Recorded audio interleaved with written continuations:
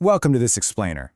Okay, so if you've ever sat there feeling like your team gatherings are literally draining your soul, just dragging on forever without any clear purpose, well, you are definitely in the right place. Today we're going to take you from being a passive, frustrated attendee to a confident, proactive facilitator by mastering the actual art of chairing a meeting. Right off the bat, let's address the elephant in the room. Why do so many meetings just fail?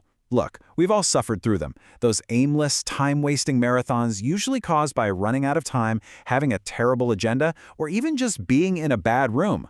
But here's the absolute truth. A highly effective chair can wrestle even the most chaotic, disorganized topic into a genuinely productive outcome. It's a real game changer.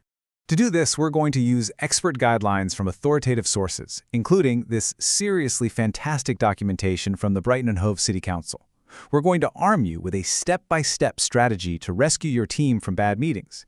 And you know, these rules are universally applicable, whether you're running a local community group, a corporate board, or just an informal committee.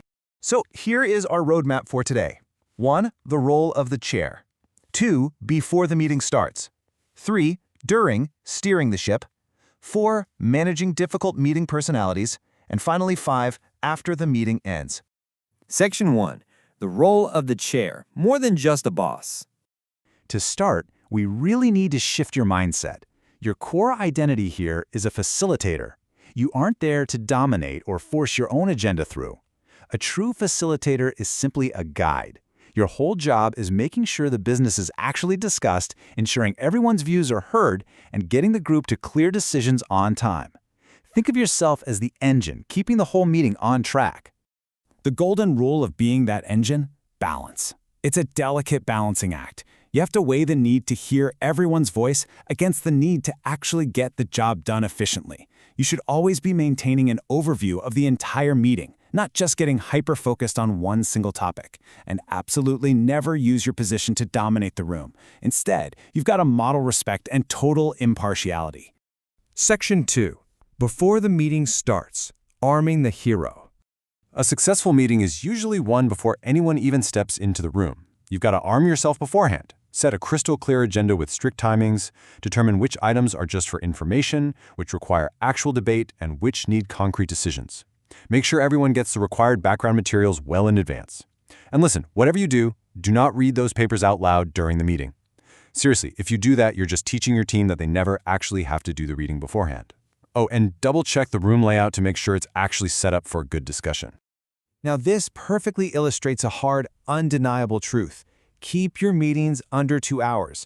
Disorganized marathon meetings just destroy team morale. An unexpectedly long meeting is incredibly frustrating, and it can severely damage the strength of your organization over time. Keep it tight, keep it moving, and respect everyone's time. Section 3. During, steering the ship. Once you're in the room, set your ground rules immediately. Ask people to speak through the chair, which just means they raise their hands and wait to be called on. Ban interruptions and side conversations right up front. If you get everyone to agree to these rules at minute 1, I promise you, they won't take it personally when you inevitably have to cut them off at minute 20 for wandering off topic. As you're steering the ship, you'll want to consistently follow this loop. Start the meeting right on time. Actively coax full participation from the group. Impartially compare the ideas in favor versus those against. Make sure to clarify any confusing jargon and ultimately guide the room to work together as one harmonious unit. Okay, pay attention to this one, because it is a massive trap you absolutely must avoid. Never, ever assume that silence means agreement. We have all been in meetings where no one spoke up, right? Only to find out later the whole team completely disagreed. You have to actively draw out the quiet members. Explicitly ask, does anyone else have thoughts on this issue? You have to ensure minority views are truly heard and that people aren't just intimidated out of the conversation. Section 4. Managing difficult meeting personalities. Inevitably, you're going to face some tough personalities. Your job requires a super delicate balancing act. You have to firmly but politely stop the people who talk too much while intentionally carving out space for the folks who haven't spoken yet. If someone is dominating, step in. Say something like, "Thank you for your contribution, but I'm going to stop you there for a moment so others can comment." Then, immediately give preference to someone else by saying, "I'm going to take Mary first, since she hasn't had a chance to speak yet." When things get heated, just lean back on those ground rules you set earlier. Got two people locked in a fierce debate? Summarize both their points and throw the question out to the wider group to diffuse that personal tension. What about the person repeating the same point endlessly? Just assure them their point has been heard, validate it, and immediately move on. And if you've got a constant critic in the room, turn the tables on them. Ask, okay, what specific suggestions do you have to improve this?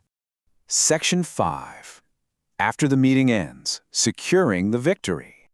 So the meeting might be ending, but your job isn't over. You have to secure the victory by actually translating all that talk into actionable reality. Always end by clearly summarizing who is responsible for what action.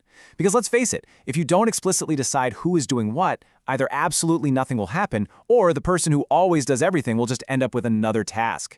Lock in the date for your next meeting.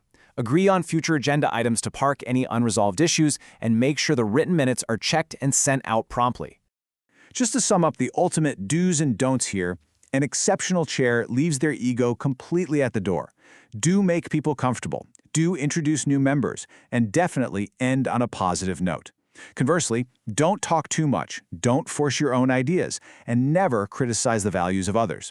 Actually, if you feel super passionately about a specific topic and you really want to get into the debate, step down. Let someone else chair the meeting just for that one item. It really is all about fostering a democratic, inclusive, and highly productive environment. So, as you look ahead to your next team gathering, I want you to ask yourself, what is the single most important step you will take to transform it from a frustrating chore into a powerful engine for success? Are you going to implement strict timings, enforce the speak through the chair rule, or maybe you're going to focus on drawing out those silent voices in the room? The power to facilitate a truly great meeting is now entirely in your hands. Thank you so much for joining me for this explainer, and I absolutely can't wait to see how you put these insights into practice.